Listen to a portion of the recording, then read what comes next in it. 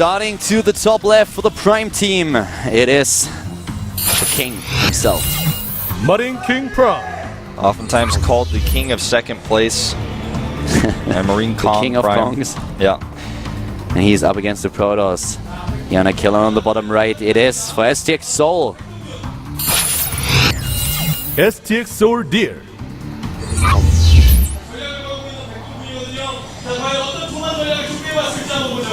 STX Seoul Deer in this matchup with a 70% win ratio, and he is going for a proxy. We saw this yesterday with Fantasy up against, I'm drawing a blank on which boss it was for some reason. Trap. Same team actually. MarineKing almost always goes CZ first, but in this case he does not. Yesterday that worked so well because we saw the proxy with Gateway and also Core going up against the Command Center first, but MarineKing actually goes for a gas build here.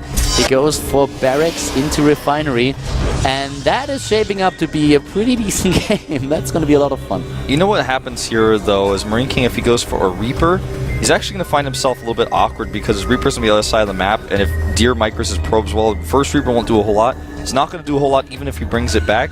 So it's all going to be about MarineKing's micro, but still, he's in a much better place than Fantasy was yesterday.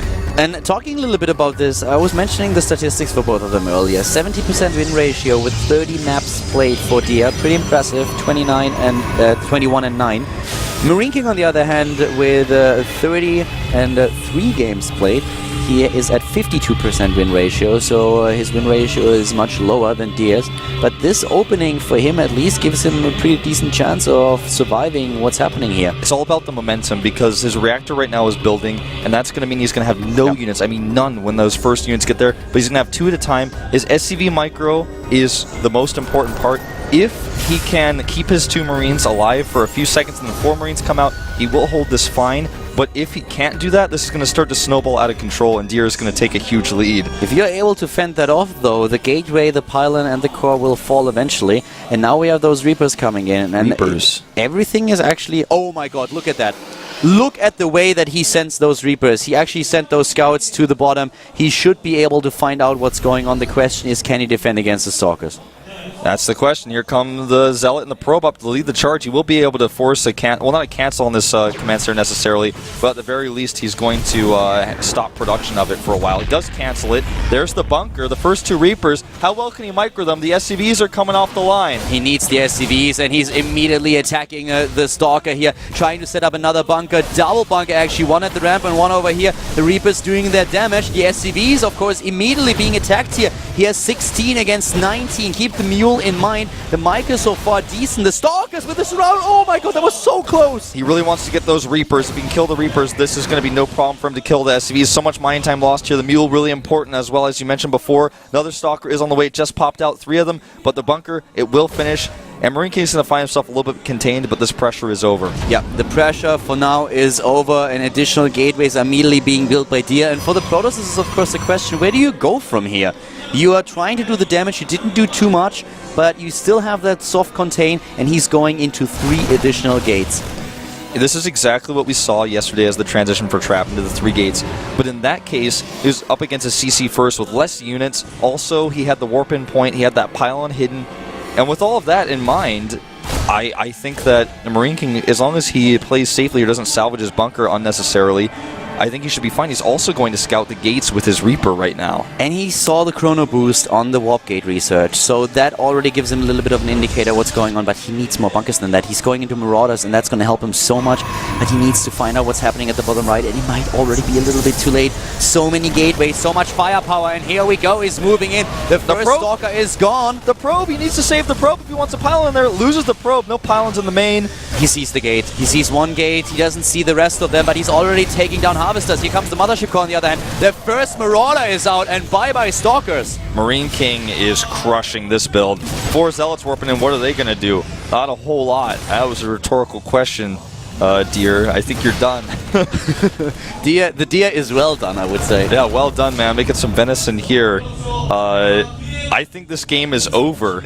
In fact, I know this game is over. MarineKing is walking down the ramp. He's going to take the fight to Deer, which Could end up being a bit overzealous, in fact. You salvaged the bunker, too. This is actually the best thing Deer could hope for. And you know what? He takes a supply lead here. Salvaging the bunker was a big mistake. Why did he do that? Why did he salvage the bunker? This looked so well. I mean, now he's losing a few SCVs. He's still forcing this back, but salvaging the bunker was very confident. With the Marauders that he has now, he should still be able to push that back and take down that pylon, too. But he needs to make another bunker because he knows there are 4 gateways. He knows it's an all-in. Why not make a bunker here? The Mothership Core is coming, and with the Time Warp, those Zealots can do a lot of damage. So many of his units are also damaged here. I can't believe he's not making a bunker. well, as long as he gets the wall, it's also going to be fine. But like the fact alone that he salvaged that this early, he should have tried to hold on to this a little bit more. Nice position here. Yeah, that Time Warp is not going to do too much. Not with the additional Marauder coming in, but he has the micro there. I mean, he trades well here because he has the better economy, and I don't think that Deer is going to be able to end the game just yet. Well, you know what? The Marauders are gone. He pulls the SCVs again. MarineKing is just playing too greedy. He is the king of greed. The Mothership Core alone doing so much damage to those Marines. The SCVs are starting to go down. He can barely afford Marauders anymore. More Stalkers coming into the main base here. And here we go. He has the Marines, he has the Marauders, and by now he also should have Combat Shield. Here come the SCVs trying to go for this round, doing a little bit of extra damage, but with the Zealots in the picture, those workers have a huge problem. MarineKing throws the game away. He throws it away. He has Combat Shields, but it doesn't matter. The bunker will finish. He will be able to get those Marines in the bunker if he micros correctly, but it just doesn't matter. He doesn't have enough SCVs to make anything work anymore. There is no second command center. It's only one CC. It's 23 harvests again. MarineKing, what did you do? Why did you salvage this bunker? MarineKing has got to be shooting himself in the foot, or at least slapping himself in the face. I don't know what he's doing in there. He didn't see the gates. He didn't see the gates. Okay, so that makes a little bit more sense. But he should have known, with all the units that he spotted with the first attacks, he should have known that there is actually like more than only one gate. What did he think was going on? Only a double gate? And also he should have made a bunker after he held that first pressure. If he had the bunker on top of the ramp, it would have been fine here. And I cannot believe this happened. I mean, this game was over. Yeah, that was completely over. Hold the bunker, get an SCV to repair, the units try to walk up. He can get the command center on the high ground if he wants to. More production. MarineKing, you know, even if you don't know there are gates, why salvage the bunker this early? There was no need. There was no reason to do that. It gave you safety, it didn't cost you a lot.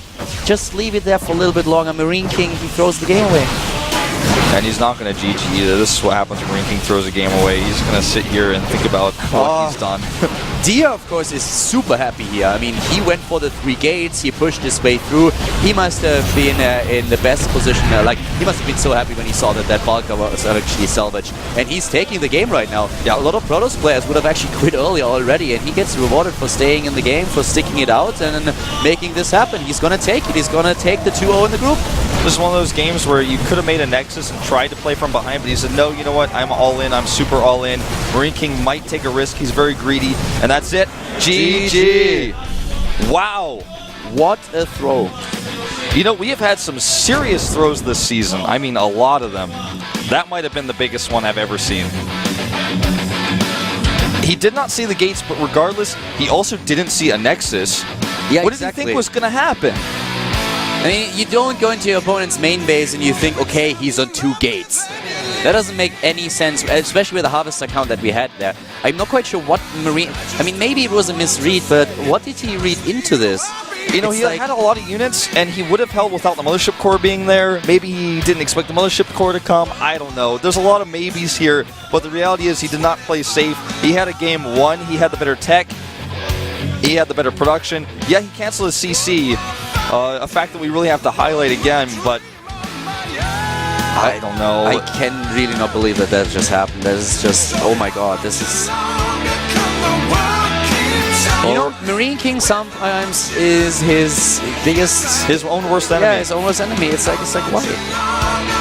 Well, I mean, as it is, he's on 1-1. He's on the same score that Swagger and Kiris have right now. And Dia, he takes the 2-0 lead. And I feel there's very little that can stop Dia from advancing to the Premier League now. Oh my god, man, that game. Huh? harsh reality. MarineKing playing it well at the beginning, and then just playing a little bit too greedy once again. I mean, with all the pain I feel right now from MarineKing, I cannot imagine how he's feeling right now. That was cringeworthy, you know. Roro versus Curious, Zerg versus Zerg on Star Station now, coming up for set 6. Our only Zerg versus Zerg of the day, and it should be a pretty fun one. Yeah, Roro versus Curious, and this is one of those matchups. When Roro actually won his GSL title, this was the matchup on with its back. He actually won it. Yeah, he certainly did. Find out if he can do that again here up against Curious at the up and down matches for WCS Korea. It's Calder and Wolf.